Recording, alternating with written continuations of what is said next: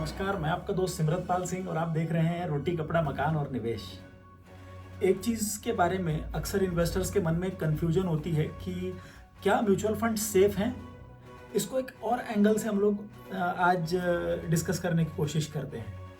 सबसे पहला जो सवाल आता है, अक्सर लोगों के मन में डर होता है जिन्होंने कभी इन्वेस्ट नहीं किया म्यूचुअल फंड में या जो अच्छे से इसका वर्किंग नहीं समझ पाते हैं, तो उनके मन में एक डाउट होता है कि यार कहीं ये पैसा तो नहीं लेकर भाग जाएंगे हमारा।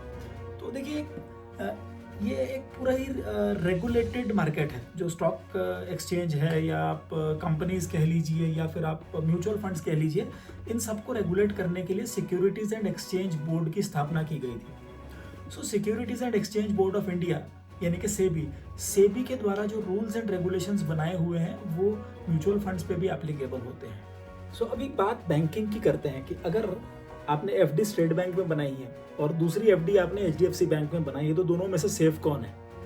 दोनों सेफ हैं, क्योंकि दोनों आरबीआई के रूल्स एंड रेगुलेशंस के हिसाब से ही काम करते हैं। दोनों को इक्वल अपॉर्चुनिटीज आरबीआई ने क्रिएट करके दी हैं, एक लेवल प्लेइंग फील्ड है। इसी तरह से जब हम बात करते हैं म्यूचुअल फंड्स की, तो भले ही वो स्टेट ओन्ड म्यूचुअल फंड है या वो प्राइवेटली ओन्ड म्यूचुअल फंड है, दोनों एसेट मैनेजमेंट में है। दोनों का बिजनेस क्या है? एसेट मैनेज करना। वो ओनर नहीं है एसेट के, वो जस्ट मैनेज कर रहे हैं एसेट को।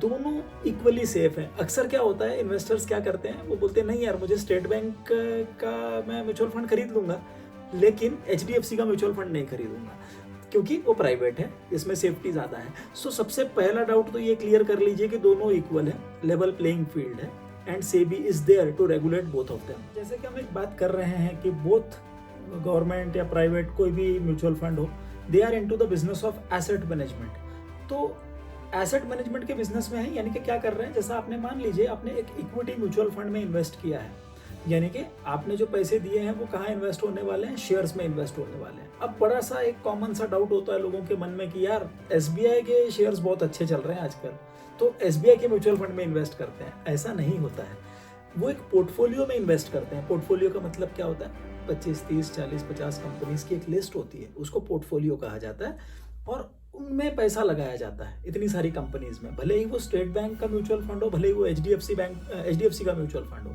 तो ये सारे का सारा पैसा सिर्फ एक स्टॉक में या एक जगह पे इन्वेस्ट नहीं होता है, वो पूरे पोर्टफोलियो में इन्वेस्ट होता है। तो ये डाउट क्लियर करना बड़ा ज़रूरी है।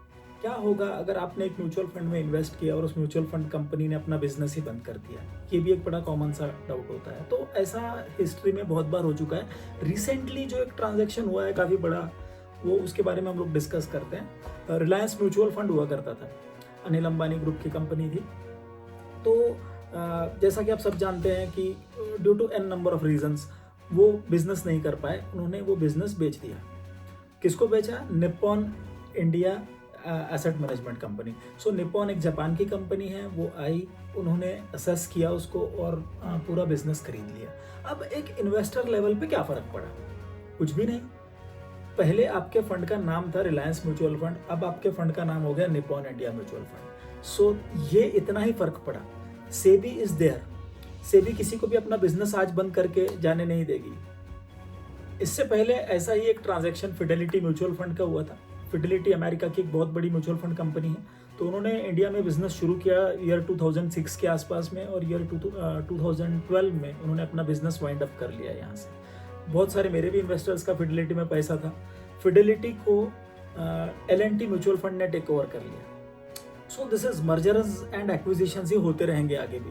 अभी वेरी नियर फ्यूचर में येस जो asset management company, Yes bank की जो सब्सिडियरी है, वो भी फॉर सेल है, तो वो भी अपना बिजनेस किसी और को बेचकर ट्रांजिशन हो जाएगा।